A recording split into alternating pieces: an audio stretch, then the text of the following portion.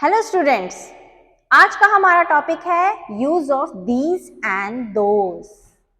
पिछले वीडियो में हमने सीखा था कि दिस एंड दैट का यूज कहाँ होता है।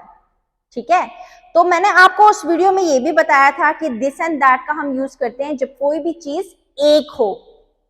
तो उसी तरीके से दीज एंड दोज का इस्तेमाल उन सेंटेंसेस में किया जाता है जिसमें नाउन या जो भी ऑब्जेक्ट होता है वो ज्यादा क्वांटिटी में होते हैं।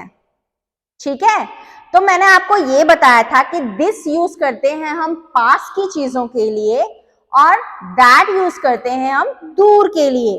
उसी तरीके से दीज भी यूज होता है पास के लिए और दोज होता है दूर के लिए। ठीक है, अब देखो उसी तरीके से जैसे हमने पिछला समझा था यहां पे भी वैसे ही समझते हैं। अगर कोई चीज पास होती है बट अब यहाँ पे क्वांटिटी जो है वो ज्यादा हो गई है। ठीक है, डायग्राम बना के थोड़ा समझ लेते हैं इसको। फॉर एग्जाम्पल यहाँ पे मैंने थोड़ा दूर बहुत सारे फूल बनाए हैं।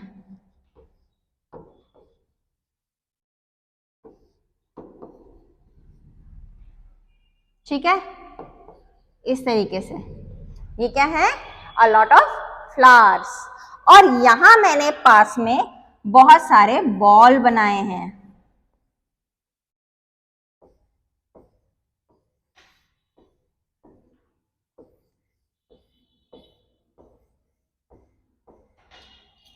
ठीक है, और जो हमारा पर्सन है यानी कि जिसके रिलेटिव ये चीजें हम इनके बारे में बात करेंगे कि ये चीजें दूर हैं या पास हैं, वो पर्सन कहाँ स्टैंड कर रहा है, यहाँ पे।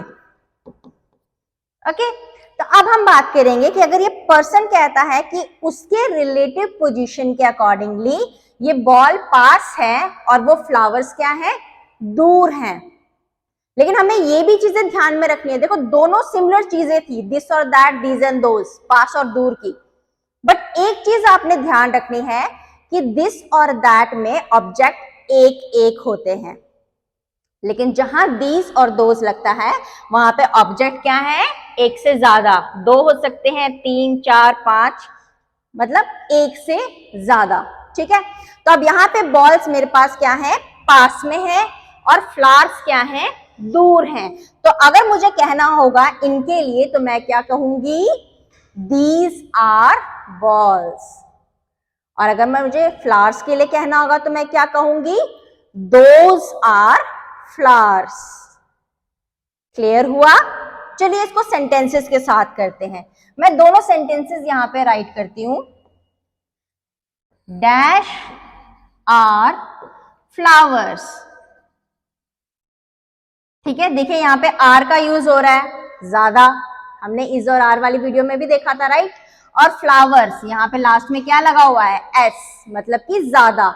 कहीं आपको अगर मान लीजिए किसी एग्जामिनेशन में आपको डायग्राम बना के नहीं दिया हुआ है, तब आपको कैसे पता चलेगा पास से कि दूर है, सेंटेंस को पढ़ के।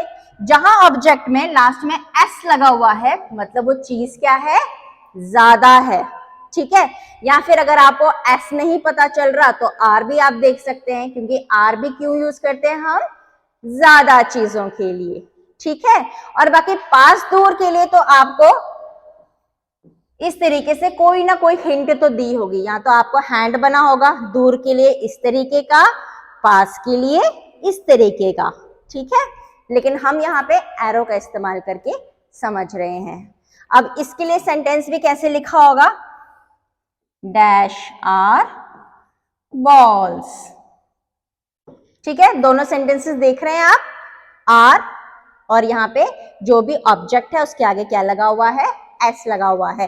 तो अब आप बता सकते हैं मुझे कि दोनों डैशेस में क्या आने वाला है। तो ये एरो लगा है मतलब दूर और ज्यादा, तो यहाँ पे क्या यूज होगा, दोज। और यहां एरो नहीं लगा है यानी कि पास और ज्यादा, तो यहां क्या लगेगा, दीज। ठीक है, थोड़ा आपको क्लियर हुआ?